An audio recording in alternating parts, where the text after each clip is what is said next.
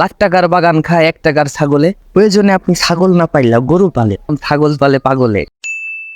দেখুন, ছাগল হচ্ছে তার খিদা লাগে, সে কোনটা আলু খেত, কোনটা মরিচ খেত, কোনটা ধান খেত, এগুলো কিন্তু ছাগলে বোঝে না। তার কাজ শুধু খাওয়া। সে মনে করেন যে একটা খাওয়ার জিনিস পাইলেই হয়েছে, এটা কার ক্ষতি হইতেছে, কার লাভ হইতেছে, কার লস হইতেছে, ওইটা দেখার বিষয় নাই। ওই একটা কথা আছে না, লাখ টাকার বাগান খায় 1 টাকার ছাগলে। এই যে ক্ষেত, এই ক্ষেতে যদি এখন ছাগলে আক্রমণ করে, ছাগল যদি খায়, নির্দ্বিধায় সে খায় মনে করেন যে ক্ষেতটা পুরো সাপ বানায় লাইব।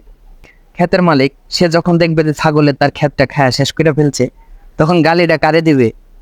গালিটা দেবে পাগল রে। কারণ যে পাগলে ছাগল পালে, ঠিক আছে, ওই পাগলের গালিটা দেবে।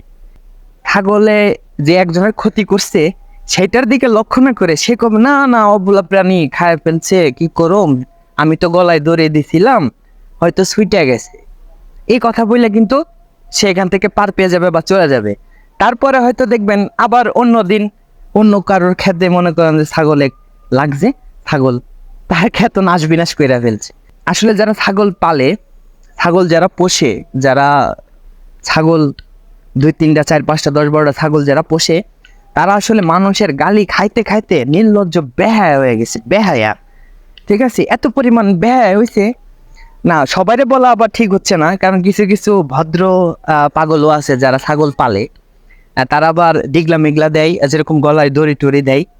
হ্যাঁ, তারা ঠিক আছে, তারা ভালো কাজ করে। কিন্তু যারা মানুষের ক্ষতি করা সত্ত্বেও ছাগলের গলায় দড়ি না দিয়ে যারা উন্মুক্ত ছেড়ে দেয়, ঠিক আছে, যারা উন্মুক্ত ছেড়ে দেয়, যারা মানুষের ফসল খাওয়াই, নষ্ট করায়, তারা আসলে একটা নির্লজ্জ বেহায়া এবং একটা তার সিরা পাগল।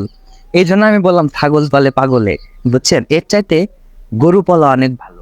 প্রয়োজনে আপনি ছাগল না পাইলেও গরু পালেন। আর ছাগলও যদি আপনার পালার ইচ্ছা থাকে, হ্যাঁ, আপনি পালতেই পারেন। ছাগল পালা তো আর খারাপ কিছু না।